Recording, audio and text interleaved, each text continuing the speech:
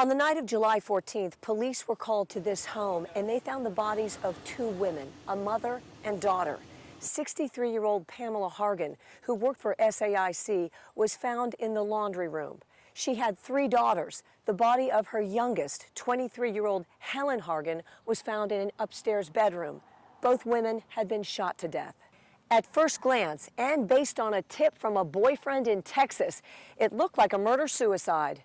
Caller's third party said his girlfriend called him and advised that her sister killed their mother. Caller lives in Dallas, Texas. On the night of the shooting, police filed this search warrant. 7 days later, they filed this one, both of which are now unsealed. In the second search warrant, the detective writes that the investigation has revealed that the scene may have been altered and staged by the suspect. There were attempted fraudulent wire transfers from a financial account belonging to the murder victim, Pamela Hargan. The attempted wire transfers were done on the day before the murder and the day of the murder. The transfers were attempted by Megan Hargan, who is another daughter of Pamela Hargan. We know that Megan has a young daughter, and the two of them had been living here for some time. Megan has been seen recently. I knocked on the door, but nobody answered. The door is still damaged from where police kicked it in the night of the shootings. Now, police have not named a suspect in this case, and I'm told it is still a very active investigation. It was around 6 a.m. Tuesday morning, just a block away from the busy corner of H and 14th Street Northeast, when a man walked in to Tony's Breakfast and tried to rob them. At the top of the screen, do you see that man wearing a black T-shirt? Well, minutes later, he lunges right past another customer, reaches over the counter and grabs the cash drawer. But Sandra and Justine hold the drawer and smack him in the head. He just grabbed it and then tried to take it with him, but we didn't let him. Yeah, you smacked him back. Yeah. Was that scary or? At the moment, no, it's like adrenaline. We're just doing our jobs. Then you see two more women. One of them is Kay Ames. What was it like when he reached over and grabbed that cash register? We did what we did at that time because we're trying to basically protect each other. That guy just jumped up, and my sister was holding the cash register. So she came over, smacked his head. And I see those two, my young girls, could get beat up by that guy. So I had to do something about it. So my instinct, I just smacked them. And the other lady jumped up. Yeah. The guy did get away with about $30, but none of the women was hurt. He didn't get a chance to, get the register because all four of us was holding the register. He couldn't take it. You guys are strong women. Yeah, woman power. Customers say, way to go. I'm glad that they did. Good for them. Kudos to them. Kudos to the women of the world who beat up men or anybody else who tries to rob us. They're like really fightful women, so you can't just come up in here and think it's going to be sweet because it's not. In Northeast D.C., Peggy Fox, WUSA 9. We had said goodbye. I was trying to say goodbye. Liver disease was killing Steve Nugent. In the spring of 2016, he was so sick he was literally green. They had some fun with that on St. Patrick's Day, but by June, his situation was dire. They knew every night there was a chance that I would fall asleep and not wake up. Then one day, he got the call he'd been waiting for. And she said, "Steve, we have an organ for you." His wife, Diane, drove him to UVA Hospital for the surgery. I was so thankful that we got the call, but I just kept saying prayers for this family. It's a crazy feeling. You're so happy that you've got the call, but you really know at that moment things are going to change one way or the other. You're either going to live and get a new organ or you're not going to make it through the surgery. I was that weak. That's why he's running the Marine Corps Marathon. He'll be wearing his bright orange shirt that says, "I'm running because of an organ donor," a living, breathing, running testimony, encouraging others to be a donor. I had a liver, and I touched this spot, and I always say to myself, that person gave me the liver, but I'm going to give them my heart for the rest of my life. You can change so many people's lives. Steve says his experience taught him the importance of encouraging others. During his darkest hour, when the disease's pain and itching were unbearable, he said this to his wife. Can I stop trying? Giving you permission Yeah, to leave. and And I said, Steve, just give me 2 more weeks and then I won't ask you anymore. You were hoping for that call. I just had a feeling that in 2 weeks' time, something good was going to happen. Good for us, horrific for somebody else. 10 days of that 2 week is when I received my transplant. Every single thing that everybody did made it, that gave me whatever I needed at that moment to get to the next moment. His next big moment will be this Sunday, running in the Marine Corps Marathon. I talked to Nabra Hassanen's parents today about the suspect charged with killing their daughter. She was hit in the head with a baseball bat, and her parents tell me it was that blow to the head that killed her. Even though police say this was not a hate crime, her parents believe that the suspect, Darwin Torres, went after this group of Muslim kids because he saw the girls had on headscarves. If one boy fight with him, why he don't run behind this boy? Why he run behind the girl? You know, Why do you think? Maybe, you know, because it's Muslim girl, you know, I mean, all of them have, you know, the cloth, scarf, the, what do we say, hijab, you know, he ran behind this girl. It's what I believe, you know. You believe he attacked her because she had because the scarf? Because she's Muslim. This is what I believe from all my heart. Nabra was attacked around 3:30 in the morning on June 18th as she and a group of friends were heading back to the mosque in Sterling for Ramadan. Police say the attack stemmed from road rage. Some boys from the group told WUSA 9 that Darwin Torres got in a verbal dispute when he was in his car and then chased them in his car and then on foot, eventually chasing down Nabra. You know, I love my daughter with all my heart. Mahmoud Hassan now sees his daughter's name every day with his new license plate, Nabra.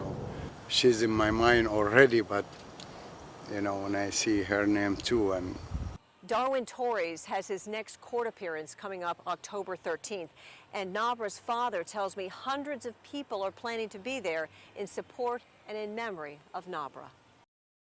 How you doing? This is Julia. She's 3 years old. This story is not about her, but it kind of is. You see, her mom, Alicia Saunders, was diagnosed with breast cancer in her first month of pregnancy. If she had listened to the first 3 doctors she talked to, Julia wouldn't be here. People hear the word cancer and they instantly think death. They instantly think life stopping. What did the first doctors you talked to tell you? Abort. Pregnancy was not an option. Abort the baby, and they laid out a treatment plan of the chemotherapy. Chemotherapy is used to prevent cancer from recurring, but not all cancers come back, and it can hurt a developing baby. Alicia wanted a second opinion and found Dr. David Weintraub. He runs the National Breast Center in Alexandria. He suggested a new DNA test. Specifically looks at a person's breast cancer to find out whether they have a high or low risk of recurrence. So what did her genomic signature tell you? Her signature came back showing that her cancer was so unlikely to ever spread, no matter how big it was, that chemotherapy would offer her no benefit. Bottom line, she did not need chemotherapy and therefore could keep the baby. All she needed was a lumpectomy in her second trimester. I'm here to let people know that no, there is life after cancer. There's life after breast cancer, and there is life after breast cancer while pregnant. After she gave birth, she had radiation and is now cancer-free, hoping to have another child soon. In Alexandria, Peggy Fox, WUSA 9. The first night you were homeless, did you come over here? I did. I come to this area over here. Sharon Neal spent many cold nights sleeping outside at this Woodbridge shopping center 2 years ago. Sometimes life just throw you these curveballs that you cannot be prepared for. Who could be prepared for pancreatic cancer? She had surgery and then chemotherapy. She could not hold a job anymore. With no medical insurance, Sharon's adult children helped pay for medicine and provided enormous support. But then the bills started coming, and she couldn't pay the rent, so she packed up her things and prepared to move out. After we get everything into the storage unit, the guy said, now where do we take you? This is when the homeless kick in. This is when you ain't got nowhere to go, you know. She told no one she was homeless. So what did you think? You're homeless. All of a sudden you have no place to go. And you just start walking? Yeah. From where you know? I just started walking, and it's not like I had a destination in mind because I didn't have a destination. I didn't know where I was going. This is a woman who always had a plan. She's a veteran, after all. Sharon Neal spent several years as an Army reservist deployed stateside. Being a soldier, you're taught to take care of people, not somebody take care of you. So that's a hard thing when life makes it flip. You don't even know how to deal with that. You know, who do you tell? She didn't tell her church. She didn't even tell her family. Everybody has an opinion about being homeless, and nobody's opinion is a good opinion, so you don't want to share that part of your life with nobody. After 2 months of being homeless, she reached a breaking point. I actually stood up in church January the 31st. I'll never forget it. During the watch service, and I told the entire congregation. So you were homeless? I'm homeless. She was connected with Operation Renewed Hope Foundation, whose mission is to end veteran homelessness. They got her this apartment, a car, and she's hoping to find work soon. Her health is stable and her spirits high. The owner of this home that went up in flames on Sunday is now meeting with one of those restoration guys, but it looks like it is completely gutted inside, like nothing's left. The good news is all 17 people who lived here are okay. It was right by that corner right there. That's where the fire started Sunday evening. Luckily, Waqar Shah had taken his family out for dinner. He got a call from a neighbor that his house was on fire. By the time we got here, you know, the fire brigades and ambulances were all the way at the stop sign. Shah lives here with extended family members, his parents, 2 brothers and their families. That's 10 adults and 7 small children in all. Everything's gone. Yeah, everything's gone. You've lost everything. Yep, yep. That's a pretty heavy blow. It is, it is. They built the house in 2006. And finally had, everything was complete. Everything complete was just family. right. Yep, everything was right, and then, you know, everything's gone 10, 15 minutes. It just happened that all 17 people were gone. Yeah. On a Sunday night. Yeah. And you were telling me how you think it started. Remember that corner behind the house? That's where a doghouse used to be. Shaw's brother had a heat lamp in the doghouse that caught the dog's bedding on fire. But what happened to the dog? Had escaped, luckily, somehow. The dog escaped? Yes. Wow. Yes, my brother who keeps the dog, he came over, he tried to find it, he couldn't find it, he asked a fireman, they said we didn't see any dog. By the time he went back to his car, the dog was without the leash, standing by his car. Oh, he knew where the car was. I guess, yeah. Wow. Yeah. So there's some silver linings. Absolutely, absolutely, yeah. I mean, you know, we can take the positive out of this, that we are all safe. Yeah. We're all safe, and that's the best thing that can happen, to be honest. From this kind of fire, yes. In Sterling, Peggy Fox, WUSA 9. This is Charlie, a Maltese. His owner, Mary Trice, says he's sad because he misses his brother Rufus. So does she. We came out in the morning, he would like run around in circles and jump up and down. He was really a cute dog, so it's really sad. Sunday afternoon, she had to get to church to sing in the choir, so she let Rufus outside in the backyard. She never saw him alive again. I whistled for him to come in, and he didn't make, there was no noise, no barking, no nothing. She did see another animal, something that looked like a German Shepherd. Okay, well, down there where the fence is that you can't really see. But I'd had a really bad feeling when I saw that animal. When she got home, she searched the backyard and the neighborhood and found nothing. Then the animal shelter told her to look in the woods. I had to kind of hop my fence and go back beyond that and looked around, and there I found him, like dead and, you know, partially eaten. It's terrible.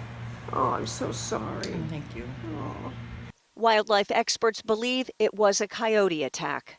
Mary's yard backs up to these woods, which you would think may have made her dog more susceptible to a coyote attack. But wildlife experts tell us that it really doesn't matter. They could be really anywhere.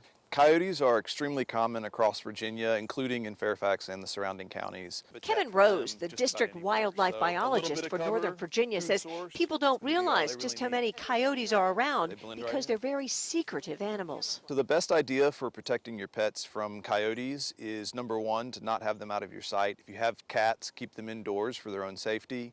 Small dogs should be supervised when they're outside. From now on, Mary Trice will keep an extra close eye on Charlie. He's never going in the backyard again alone. In Annandale, Peggy Fox, WUSA 9.